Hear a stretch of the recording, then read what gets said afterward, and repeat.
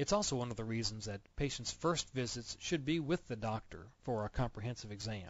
Some patients may not like this, but if you share the benefits to them, most will agree. You might say something like this. Front desk. We invite our new patients to an initial exam with Dr. Allen. We'd like to perform a complete evaluation of your mouth and make sure that it's in excellent shape. Our goal is for all of our patients to keep their teeth for life. There are so many new technologies and opportunities today that help people with both their obvious and even some less obvious dental needs. I'd love to schedule you for an initial comprehensive exam with Dr. Allen, and then we can schedule the recare appointment to take care of all of your hygiene needs. How's Monday, December 3rd at 3? The likelihood that this patient will accept the proposed treatment and receive it here is greatly increased by sharing these benefits. And it's not so much what you say, but how you say it. Think about a fine dinner. Would you simply offer someone to a fine dinner? Or would you talk about warm, creamy sauces and rich dressings over crisp salads with steaming hot butter rolls, and so on? At their first visit, patients measure your interest in them. They want to know early on how much you care, not how much you know. Everyone in the practice plays equal roles at this point because patients really don't know who's who at this point. To build an early trust and a good relationship between the patient and the practice as a whole, begin using questions like these. How was your day? How long have you been teaching? What are your hobbies? Does your family have a favorite vacation spot? Would you be interested in hearing about the exciting new advances in dentistry? Now, exactly what you say is not so important. Just relate to the patients as a warm, caring person, not as just a tooth technician.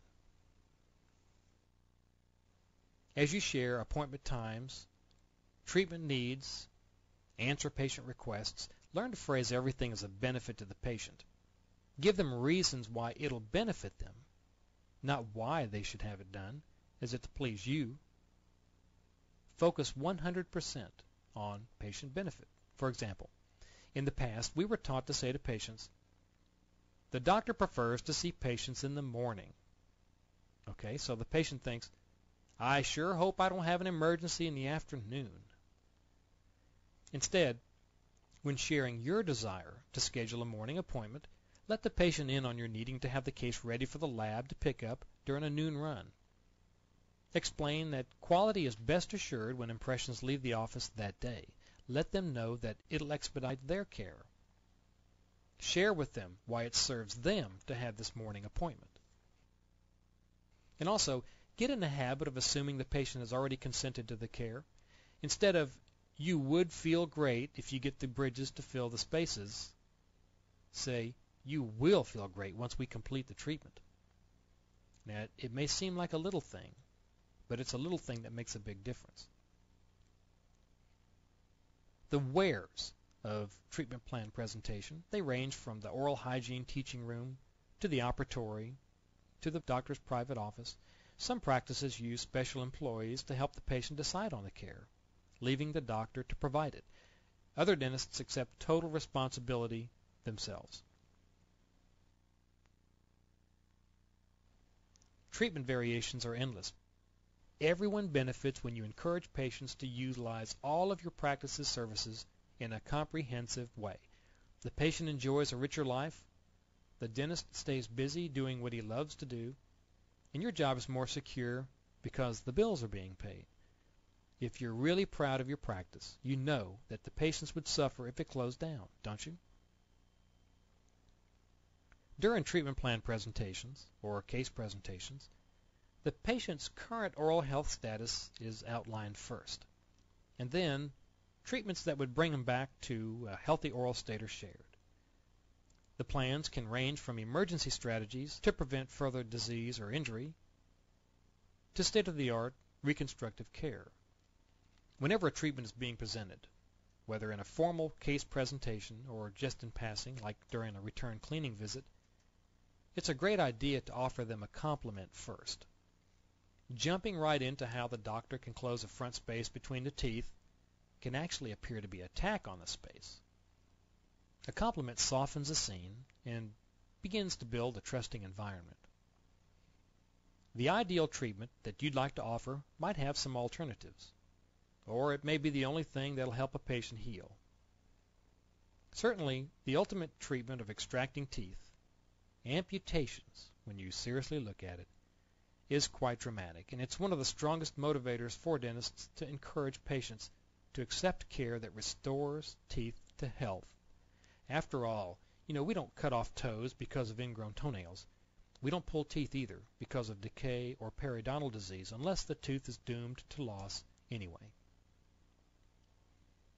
When patients need emergency care, strongly remind them that this is not a perpetual treatment. It simply buys them some time to plan for whatever treatment they must ultimately decide on. If a patient's treatment will be delivered over a long period of time, they must understand the importance of following through with the entire sequence. Many procedures are in preparation for others and would be a waste in a patient who's not truly serious about completing their care. And finally, when a patient asks you about comprehensive, state-of-the-art dentistry, this is the first sign that he values himself enough to invest in the very best, himself. Now is the time to validate his appreciation and decision for the best that your doctor has to offer them. When you talk with patients about treatments, you must be ready to answer their questions. They can be about how many visits the treatment's going to take, if there's a warranty on the treatment, will the treatment ever have to be redone, what about failures, can the metals in these materials be toxic, and so on and so on. Again, how you share the information is more important than what you say. Consider this scene.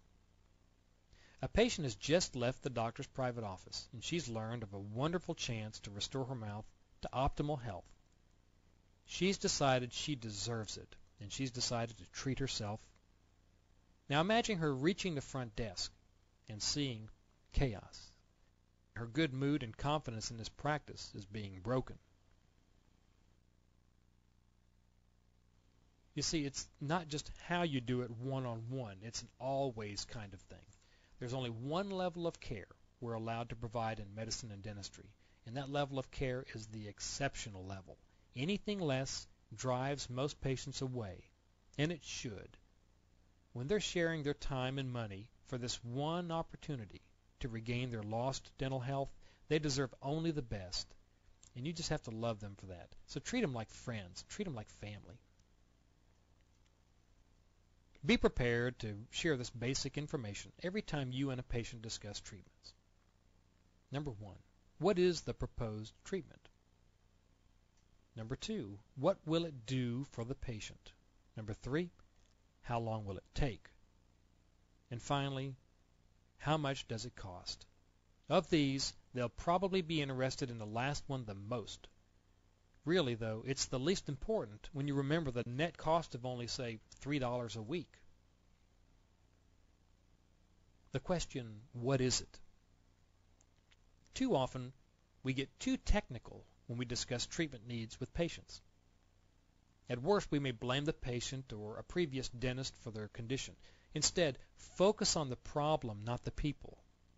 Say what it is, but immediately follow it with a reference to its benefits. For example, Mrs. Jones, this tooth is cracked.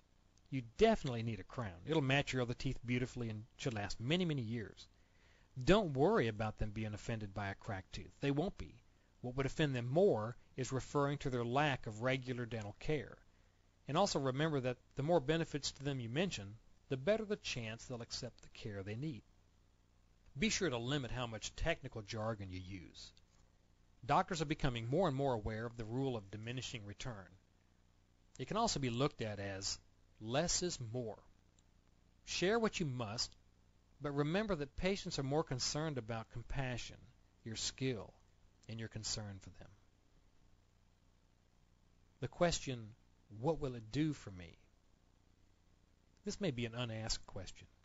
Patients want to know how proposed care will improve their quality of life, and unless you know what their primary goal in getting it is, you'll have a difficult time answering this question. To encourage their sharing with you, use open-ended questions. How do you feel about dentistry? Or how do you feel about your smile?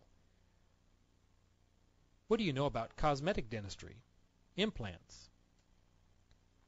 Uncovering their ultimate reason for being there is much like building a foundation for a house. Everything else rests on it. It's all of this that helps you teach what you can offer them. And when you share treatment ideas with them, stress the emotional benefits they'll receive. Remember our discussion about a fine dinner? Patients don't buy extractions, crowns, and root canals. They purchase the emotional and the psychological benefits like peace of mind and comfort. Now imagine you're the patient listening to these 3 simple statements. You'll feel much better when these teeth are treated. If you clean up your gums, you'll no longer be in danger of losing your teeth. You will really feel confident after we whiten these teeth. They really do help patients become enthusiastic about receiving the care. The question, how long will it take? In today's hurried world, everyone is concerned with time. Banks can loan money, but they can't offer anyone more time. Nobody can. Comprehensive dentistry may take more time than average care. Of course. Use time as a benefit to the patient.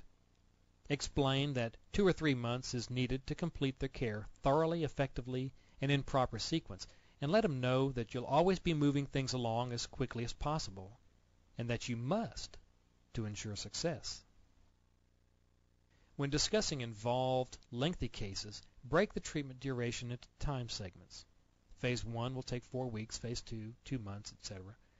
An excellent analogy might compare your dental treatment to recuperating from a major broken leg, but without the usual existence of other unrelated medical problems, and the usual 6 to 12-month post-treatment healing phase. Remind them that they'll usually experience no further problems since dentistry is a relatively predictable science.